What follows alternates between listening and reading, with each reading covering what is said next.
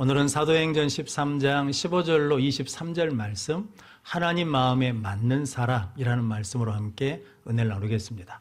먼저 주여 말씀하옵소서 같이 하겠습니다. 주여 말씀하옵소서 주의 종이 듣겠나이다. 아멘. 하나님의 음성이 들리는 복된 시간이 되시기를 바랍니다. 오늘 본문 말씀은 바울 일행이 비시디아 안디옥에 가서 안식일에 회당에 들어가서 이제 하나님의 말씀을 전하는 바울의 첫 번째 설교입니다. 바울 설교의 핵심은 하나님께서 약속하신 대로 다윗의 후손으로 예수님을 이 땅에 보내주셨다라는 23절이거든요. 그런데 하나님이 왜 다윗의 후손으로 예수님이 오셨냐면 다윗이 하나님의 마음에 맞는 사람이었다라고 말씀합니다. 오늘 본문 말씀을 통해서 하나님 마음에 맞는 사람이 어떤 사람인지 함께 은혜를 나누므로 우리 모든 성도들도 하나님 마음에 맞는 사람이 되어서 은혜의 통로로, 생명의 통로로, 축복의 통로로 쓰임받는 복된 성도들 되시길 바랍니다. 하나님 마음에 맞는 사람 첫 번째는 하나님 중심의 사람입니다. 22절 말씀 같이 읽겠습니다. 패하시고 다윗을 왕으로 세우시고 정언하여 이르시되 내가 이새 아들 다윗을 만나니 내 마음에 맞는 사람이라 내 뜻을 다 이루리라 하시더니 아멘.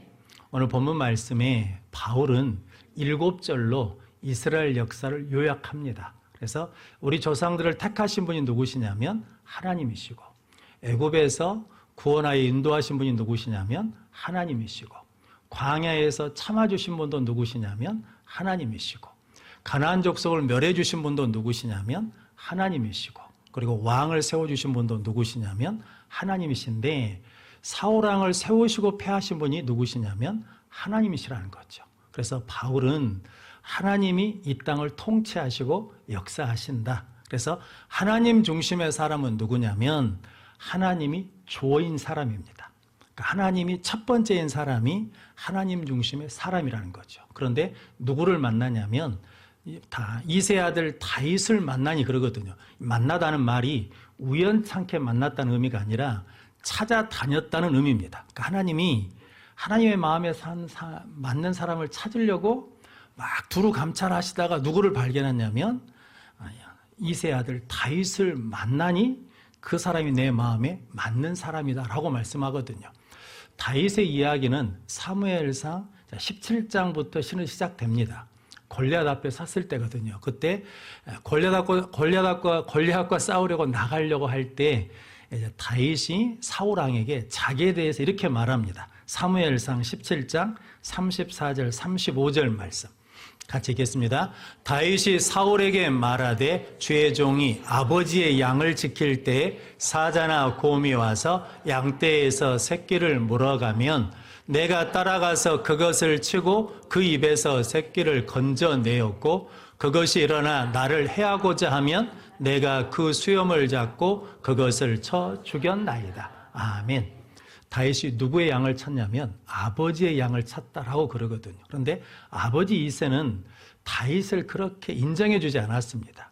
사무엘 선지자가 아들을 다 부르라 했거든요. 그런데 누구는 부르지 않냐면 다윗은 부르지 않습니다.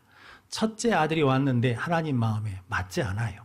둘째 아들, 셋째 아들, 넷째 아들 다 맞지 않거든요. 그러면서 묻습니다. 아들이 이것이 다냐? 그랬더니 아니요. 막내 7째가 목동 양 치고 있습니다 라고 그러거든요. 그러니까 목동으로 양을 치고 있다는 말은 그 일을 하고 있다는 의미도 있지만 다른 속뜻은 뭐냐면 우리 막내는 볼품이 없는 애입니다 라고 하는 말이거든요. 근데 그 태도를 그 대하는 마음을 누구도 알겠습니까? 다윗도 압니다. 그런데 다윗은 아버지의 양을 칠 때 사자나 곰이 와서 양을 잡아가려고 그러면 뭐 했다는 겁니까? 싸웠다는 거죠. 건져냈다는 거죠. 수염을 잡고 싸워서 그 수염이 염소 수염을 잡은 게 아니고 사자의 수염을 잡았다라는 거거든요. 그런데 성도 여러분, 아버지가 압니까 모릅니까? 모릅니다. 형들이 압니까 모릅니까? 모릅니다. 아버지도 모르고 형들도 모르는 일이거든요. 그런데 누구는 아신다는 겁니까? 하나님은 아십니다. 하나님은 보십니다. 그러니까 다윗은 아버지가 인정해 주지 않아도 형들이 인정해 주지 않아도 나에게 맡기신 이 일을 내가 충성되이 감당하는 것이 누구를 믿는 거라는 겁니까? 하나님을 믿는 것이다 라는 거죠. 사람들이 그럴 수 있잖아요. 그렇게까지 할 필요 없다고. 알아주는 것도 아닌데, 인정해 주는 것도 아닌데 뭐 그렇게 목숨 바쳐까지 하냐고. 그럴 필요 없다고. 그래도 다윗은 사자나 곰이 와서 아버지 양을 뺏어가려고 그러면 뭐 했다는 겁니까? 싸워서 지켜냈다라는 거거든요. 그래서 시편 139편 1절 말씀 같이 읽겠습니다. 여호와여 주께서 나를 살펴보셨으므로 나를 아시나이다. 아멘. 하나님 우리를 다 뭐하고 계시다는 겁니까? 보고 계셔요. 그래서 나를 아신다는 거거든요. 그러니까 다윗은 아버지가 인정해 주지 않아도 돼요. 형들이 몰라도 상관없어요. 누가 알으시면 돼요?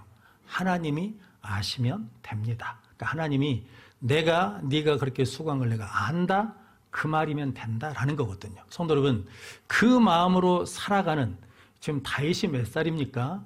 10대 소년입니다. 어린 나이가 이런 마음으로 삶을 살고 있는 모습을 하나님이 보고 어떻게 했습니까? 흐뭇하죠. 얘 좀 남다른데? 라고 보시는 거죠. 그래서 우리도 그 믿음으로 살아가면 하나님이 보실 줄로 믿습니다. 다윗은 자기 이름보다 하나님 이름이 먼저인 사람이었거든요. 사무엘상 17장 36절 37절 말씀 같이 읽겠습니다. 주의 종이 사자와 곰도 쳤은즉 살아계시는 하나님의 군대를 모욕한 이 할례받지 않은 블레셋 사람이리이까. 그가 그 짐승의 하나와 같이 되리이다. 또 다윗이 이르되 여호와께서 나를 사자의 발톱과 곰의 발톱에서 건져내셨은즉 나를 이 블레셋 사람의 손에서도 건져내시리이다. 사울이 다윗에게 이르되 가라, 여호와께서 너와 함께 계시기를 원하노라. 아멘.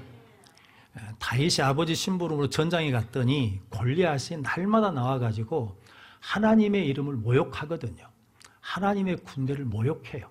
하나님의 이름을 망령되이 일컫거든요. 근데 거기에 있는 사울을 포함해서 이스라엘 백성들은 그 누구도 그 상황에 대해서 안타까운 마음이 없었습니다.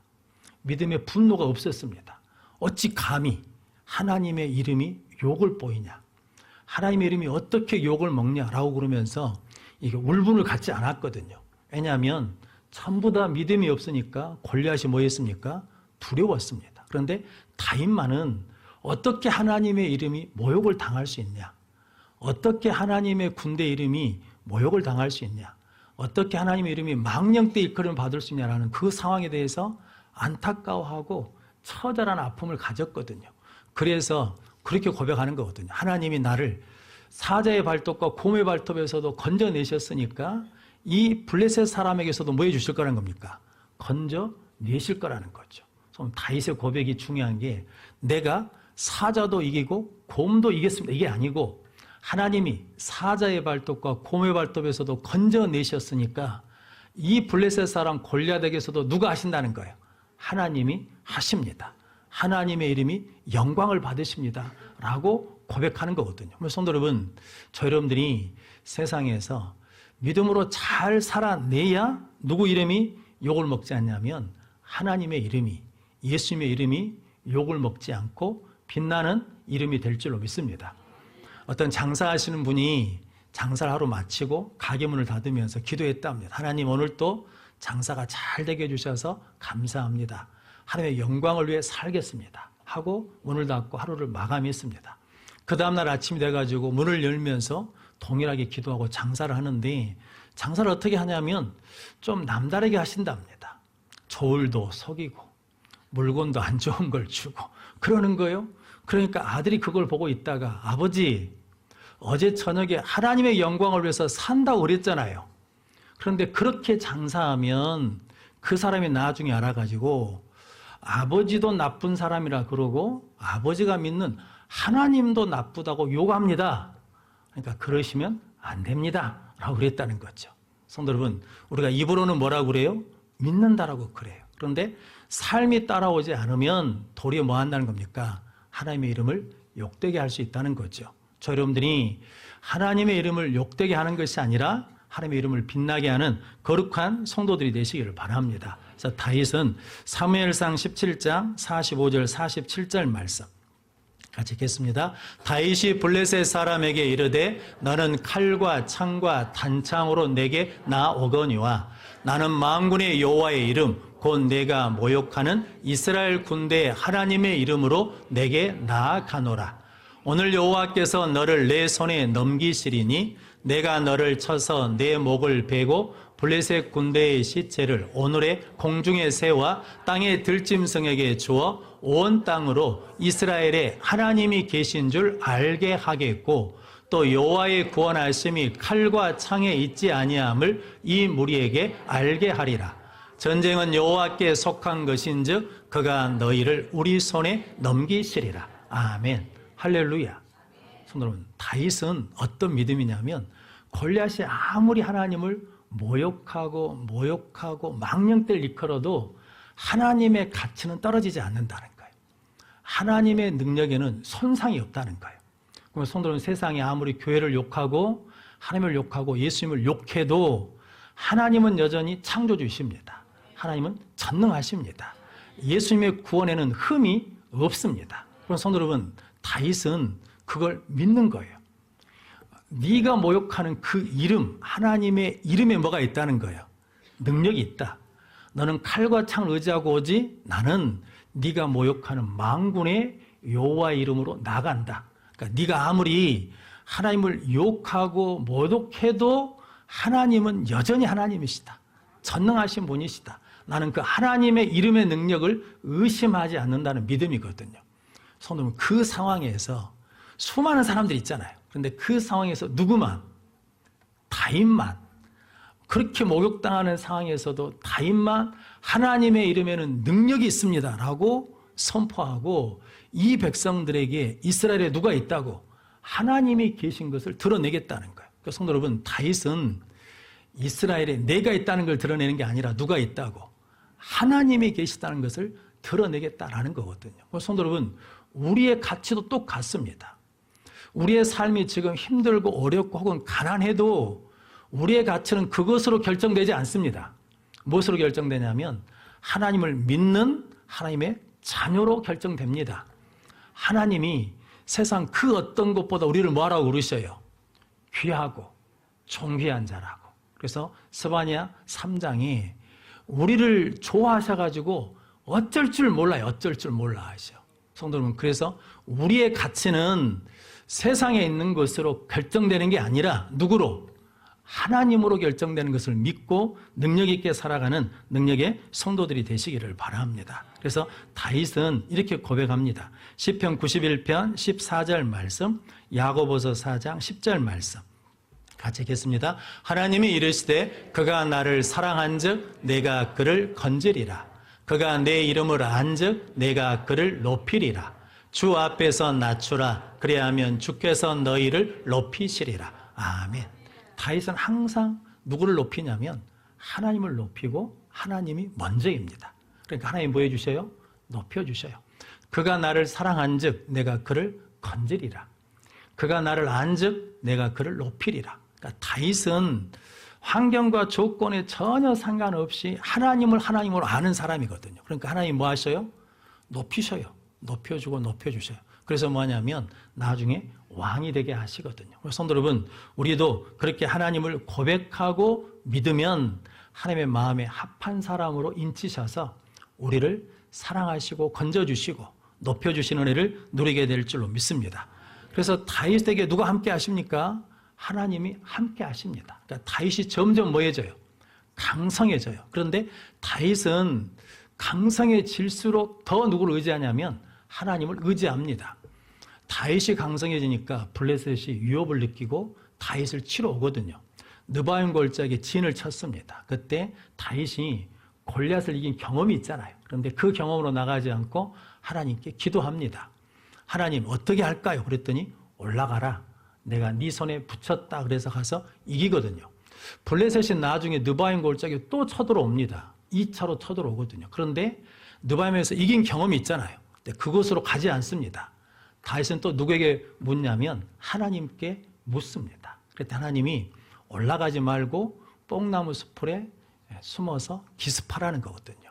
그 말씀을 받고 사무엘하 5장 25절 말씀 같이 읽겠습니다. 이에 다윗이 여호와의 명령대로 행하여 블레셋 사람을 쳐서 게바에서 게셀까지 이르니라. 아멘.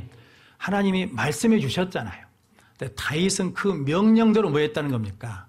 행했다는 거거든요. 성도 여러분, 내 경험을 의지한 게 아니라 여전히 다윗은 누굴 의지하냐면 하나님을 의지하는 거예요. 그러니까 하나님 보시기에 어때요? 흐뭇하시죠. 기쁘시죠. 그래서 누구 마음에 맞는 거예요. 내 마음에 시간이 가면 갈수록 하나님의 마음에 맞아가는 능력의 삶을 살게 된 줄로 믿습니다. 오늘 18절 말씀이 하나님이 광야에서 40년 동안 그들의 소용을 뭐 하셨다는 겁니까? 참으셨어요.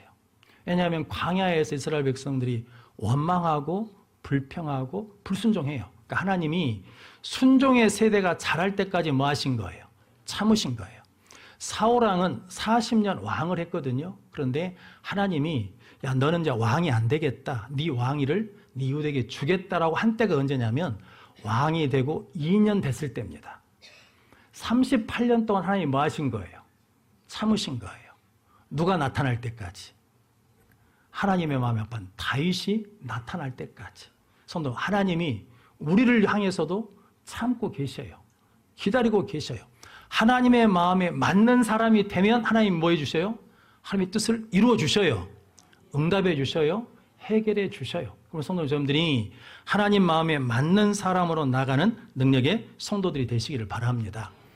다윗은 통일 왕국을 이룬 다음에 왕이 되거든요. 이스라엘 왕이 됩니다. 이스라엘 왕이 된 다음에 가장 먼저 한 일이 뭐냐면 하나님의 언약궤를 다윗성으로 메어오는 거거든요. 그런데 처음에는 수레에 싣고 옵니다. 왜냐하면 수레에 실어야 뭐가 납니까? 폼이 납니다. 유용이 있습니다. 편하기도 합니다. 그러다가 웃사가 죽으니까 두려워서 못 가져오거든요. 3개월이 지난 다음에 메어서 어깨에 메어서 언약궤를 갖다 놓는데 그때 다윗이 성경에 무슨 옷을 입었냐면 배옷을 입었습니다. 왕의 옷을 입은 것이 아니라 에베자의 옷을 입은 거예요. 그리고 이제 그것을 언약궤를 제자리에 놔두고 나는데 화목제를 드리면서 너무 좋아가지고 춤을 췄거든요. 그리고 백성들을 축복해서 보냈습니다. 집으로 돌아와서 가족들을 축복하려고 그랬는데 아내 된 미갈이 못마땅한 거예요.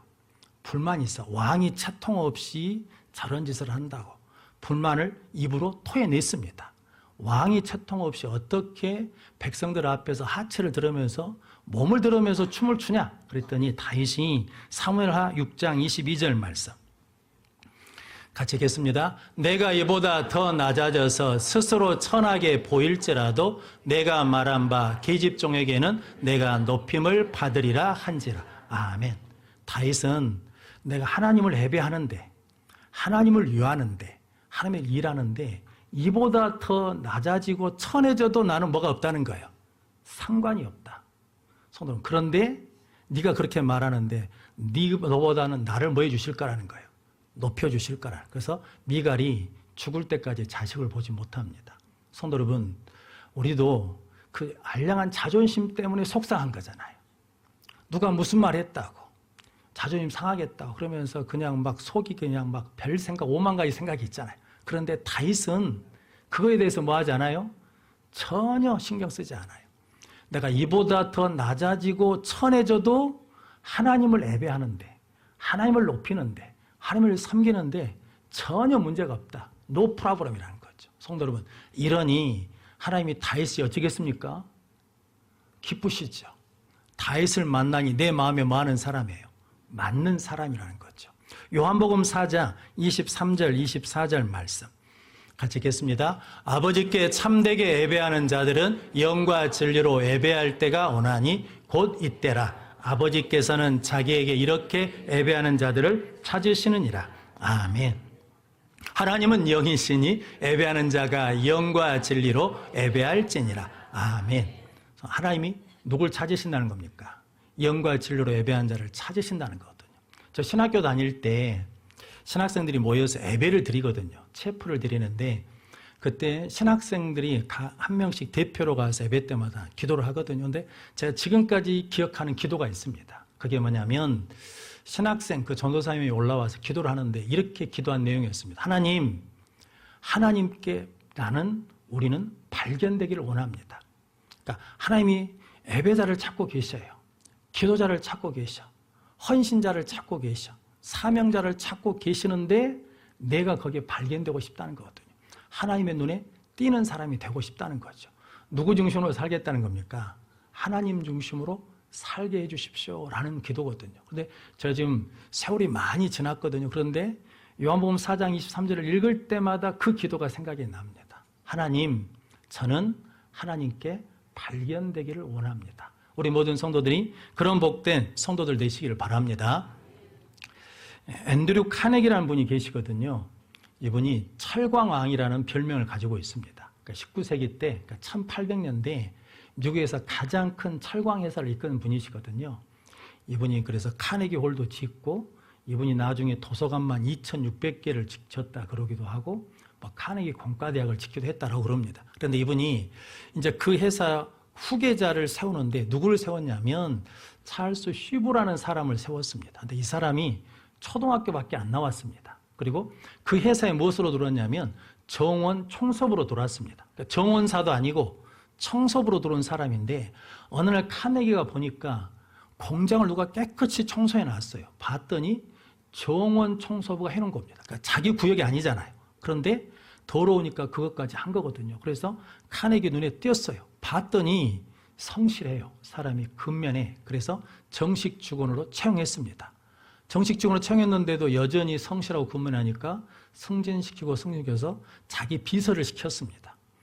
근데 카네기가 어느 날 저녁에 보니까 집에 안 가고 있어요. 그래서 왜 집에 안 들어갔냐 그랬더니 사장님이 안 갔는데 내가 어떻게 가냐는 거죠. 그래서 카네기를 그림자처럼 따라다녔답니다. 그래서 나중에 그 기업의 후계자로 세우니까 사람들이 다 놀랬어요. 시브라는 사람도 사장님, 저는 초등학교밖에 나오지 못한 사람인데 어떻게 회사를 운영합니까? 그랬더니 걱정하지 말아야겠답니다. 네가 사장이 되면 학벌이 좋은 사람, 똑똑한 사람 채용해서 쓰면 된다. 그런데 이 회사를 운영하는 기본은 뭐냐면 성실과 근면과 충성이다. 너는 그것이면 된다라고 그랬다는 거거든요. 성도는 사람의 눈에 들어도 사람의 마음에 들어도 인생은 변화되거든요. 그런데 온 천지 만물을 창조하신 하나님의 눈에 들면, 하나님의 마음에 들면 어찌겠습니까? 엄청난 일이 일어나죠. 그런데 성도 여러분, 세상의 엄청난 일보다 가장 큰 일은 뭐냐면 우리를 통해서, 하나님의 마음에 맞는 우리를 통해서 누가 증거된다는 겁니까? 예수 그리스도가 증거되는 하나님의 나라가 세워지는 역사가 일어날 줄로 믿습니다. 그래서 우리 모든 성도들이 그런 믿음의 욕심을 좀 내셨으면 좋겠습니다. 하나님, 나 하나님의 마음에 맞는 사람이 되게 해주십시오. 그네를 달라고 구하면서 승리하는 우리 모든 성도들이 되시기를 주님의 이름으로 축원합니다.